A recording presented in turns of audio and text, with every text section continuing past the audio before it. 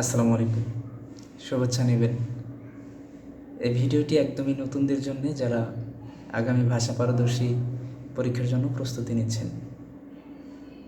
এই ভিডিওতে আমি আলোচনা করব আপনি আপনার পরীক্ষার একটি সুন্দর প্রস্তুতির জন্যে প্রতিদিন কিভাবে পড়াশোনা করবেন, আপনার পড়ার রুটিন নিয়ে।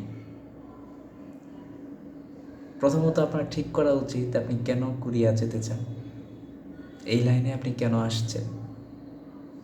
আব্বা আম্মার জন্য আসছেন, পরিবারের জন্য আসছেন, নাকি গার্লফ্রেন্ড চলে গেছে, গার্লফ্রেন্ডের আব্বা আম্মা গার্লফ্রেন্ডে দেখানোর জন্য?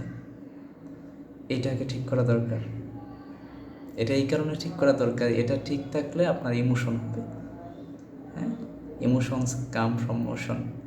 ইমোশন হবে এবং বডিতে তার একটা পাওয়ার পড়বে। দেখুন ভাই,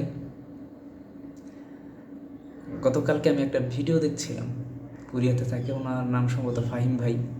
তো উনি ভিডিওতে একটা কথা বলছিল যে প্রতিদিন আমি 16-17 ঘন্টা পড়তাম। 7 বছর লটারি ধরছি, পাই নাই। 6 বছর ধরেছি, পাই নাই। 7 বছরের সময় এসে আমি লটারিটা পাইছি এবং আমি ওয়েটিংয়ে ছিলাম। আল্লাহ শেষ পর্যন্ত আমার কবুল করেছে এবং আমি এখন কোরিয়াতে।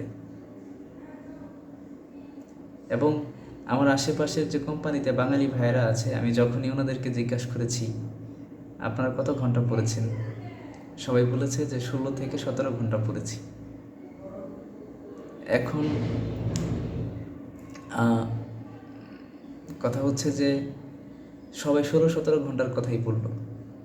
আমি আপনাদেরকে যেটা বলবো, দেখুন, এই যে গেল যে ভাষা পারদর্শী, এখানে কিন্তু 125-এও রোস্টার, মানে 125-এও তারা অ্যালাউ হয়েছে, আবার আমাদের সময় 150-এ হয়েছে।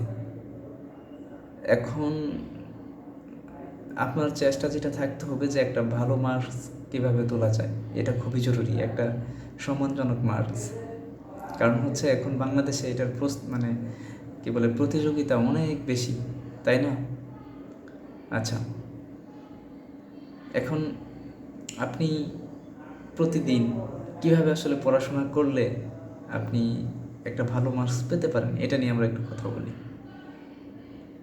আমার কাছে যেটা মনে হয়, আমরা যারা নতুন এই জগতে আসছি, আমরা বিষয়টাকে একদম সহজ করে ফেলেছি। কেন জানেন?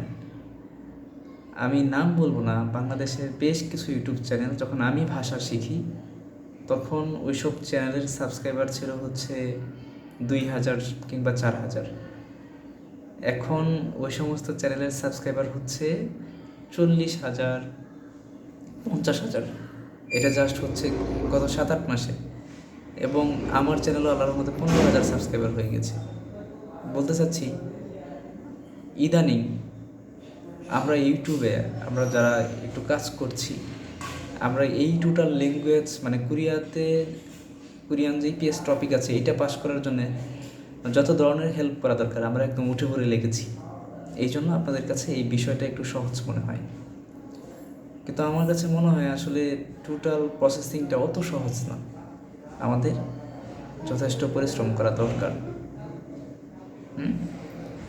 যথেষ্ট পরিশ্রম করা দরকার। আপনি ইউটিউব থেকে সকল চ্যানেলে সকল চ্যাপ্টারের, মানে কি বলে এটাকে, সমাধান পাবেন, পরীক্ষাতে কীভাবে প্রশ্ন আসে সব কিছু পাবেন।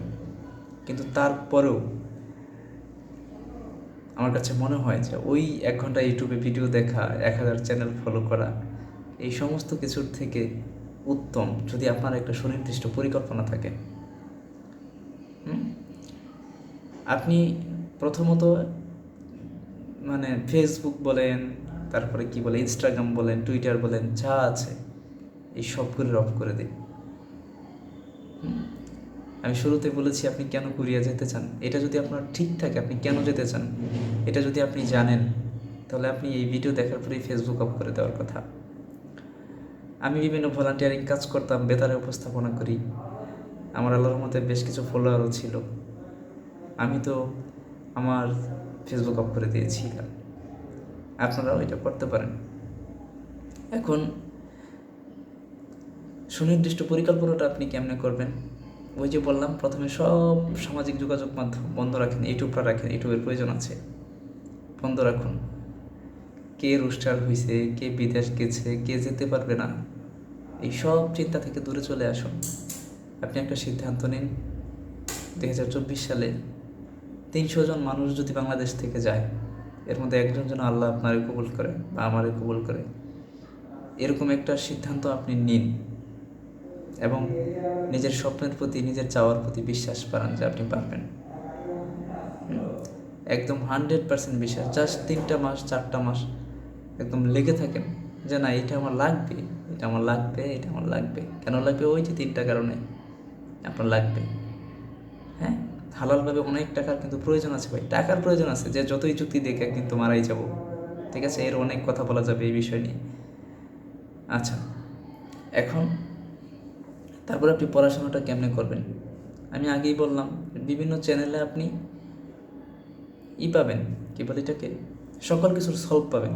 কিন্তু আমার কাছে মনে হয় জীবনের একটা সেরা সুযোগ, সেরা সময় তো কোনো একটা টিচারের টাচে থাকা ভালো, সেটা অনলাইনে হোক বা অফলাইনে হোক। একটা টিচারের কাছাকাছি যদি থাকতে পারেন, সেটা সব থেকে ভালো হয় আর কি।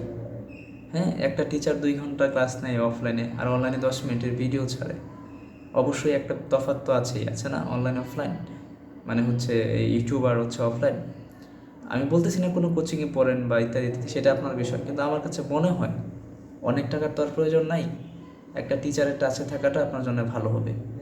সবচেয়ে বড় বিষয় হচ্ছে এইটা, সিদ্ধান্ত নেওয়ার পরে, ফেসবুক ইনস্টাগ্রাম অফ করার পরে আপনার কোনো একটা ভাই, কোনো একটা টিচারের কাছ থেকে আপনার নিয়মিত সাপোর্ট নেওয়াটা, এটা খুবই জরুরি। এখন প্রতিদিন আপনি কত ঘন্টা পড়বেন? প্রতিদিন হচ্ছে যে আপনার বিশেষ বিশেষ যে প্রয়োজনীয় কাজগুলো আছে, এর বাইরে যতটুকু ঘুমাইলে না ঘুমাইলে না হয়, বাকি সময়টুকুই আপনাকে পড়তে হবে। পড়ার বিকল্প আসলে কিছু নেই। 40টা অধ্যায় 50টা অধ্যায় শেষ করতে সকাল বিকাল 2 বেলা পড়লে বেশি দিন লাগবে না। অধ্যায় মেন বিষয় না ভাই, এখন টোটালি প্রশ্নের প্যাটার্ন পরিবর্তন হয়ে গেছে।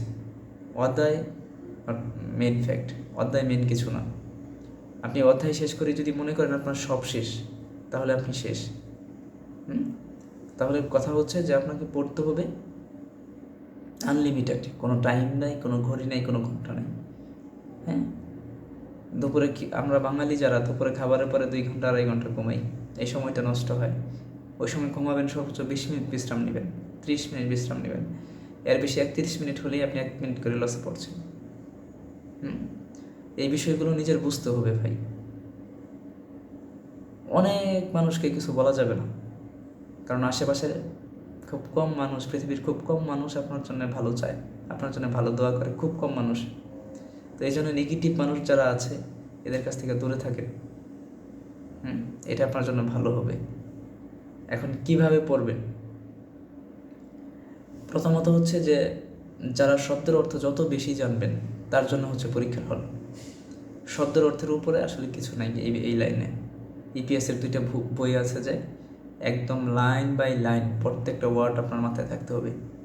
এরপরে প্রশ্ন ব্যাংক পড়তে হবে, প্রশ্নের প্যাটার্ন আছে, বিভিন্ন কিছু আছে, ওগুলো অনেক পরের বিষয়। হ্যাঁ, প্রতিদিন লিসেনিংটা আপনাকে শুনতে হবে, লিসেনিংটা কোনোভাবেই বাদ দিবেন না, ঠিক আছে? এখন কী কী লিসেনিং শুনবেন এগুলো নিয়ে আরও ভিডিও তৈরি করা যাবে, সমস্যা নেই। আমার কথা হচ্ছে যে এই লাইনে আপনি সিরিয়াস থাকেন, ব্যাপক সিরিয়াস থাকেন, বিশ্বাস রাখেন কোরিয়াতে যেতে হবে। এখন এই সব কিছু আপনার ঠিক আছে, আরও একটা জিনিস ঠিক রাখতে হবে, সেটা কি জানেন? 5 ওয়াক্ত নামাজ যেন কখনই 4 ওয়াক্ত না হয়। যদি সম্ভব হয় 5 ওয়াক্ত নামাজ জামাতের সাথে মসজিদে গিয়ে পড়াটা খুবই ভালো। আল্লাহর কাছে মোনাজাত করা, তাহাজ্জুদ পড়া, আকাশের দিকে তাকিয়ে তাকিয়ে দোয়া করা, আল্লাহ এটা আমার লাগবে, আল্লাহ আপনি যদি মনে করেন যে এটা আমার জন্য ভালো, আল্লাহ আপনি আমাকে এটা দিন। কোরিয়ান ভাষার একটা সমস্যা আছে, যখন আপনি শিক্ষকের কাছে পড়বেন 1 মাস পড়ার পরেই আপনার নিজের সব জানতা মনে হবে, মনে করবেন আপনি সব পারেন। তখন আপনার কথায় বিভিন্ন অঙ্গভঙ্গিতে আপনি স্যারের সাথে বেয়াদবি শুরু করবেন, ঠিক আছে?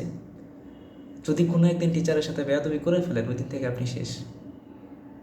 বুঝতে পেরেছেন? শিক্ষকের সাথে বেয়াদবি করা যাবে না, শিক্ষকের জায়গা শিক্ষকের জায়গায়। শিক্ষক, আমি তো বললাম আপনি 200-তে 200 বান লাভ নেই। জীবনের কোন পর্যায়ে গিয়ে আপনি আটকে যাবেন সেটা আল্লাহই জানে। যতটা সম্ভব আব্বা আম্মার দোয়া নিতে হবে। আব্বা আম্মা সবসময় দোয়া করে, কিন্তু কখনোই আব্বা আম্মার সাথে বেয়াদবি করবেন না। যতটা সম্ভব আশেপাশের যারা মানুষ আছে, প্রতিবেশী আছে, সকলের প্রতি দয়া দেখাবেন, মায়া দেখাবেন, যেন তাদের কাছ থেকে একটা মনের একটা দোয়া সবসময় পাওয়া যায়। মানুষের দোয়ার কমিউনিটি তৈরি করুন, এমন কমিউনিটি তৈরি করুন যেন মানুষ দোয়া করে, তাহলে আল্লাহর সহায় হবে। আমার জন্য দোয়া করবেন ইনশাআল্লাহ। আমিও রুস্টার হয়ে আছি, এই মাসে আমার প্রথম ইস্যু, আল্লাহ যেন কবুল করে। এবং আমি বিশ্বাস করি ইনশাআল্লাহ কোনো একদিন কোরিয়াতে যাব, ইনশাআল্লাহ যাব। তো আপনারা যারা এই লাইনে আসছেন সবার জন্য অনেক অনেক দোয়া, অনেক দোয়া ভাই, অনেক অনেক দোয়া। আল্লাহ আপনাদেরকে কবুল করুক। একটা ডিসিপ্লিন আকারে পড়াশোনাটা চালাই যান, দেখেন কি হয়। ধন্যবাদ সবাইকে। কিছু জানার থাকলে অবশ্যই কমেন্টসে বলবেন, চেষ্টা করবো। আসসালামু আলাইকুম।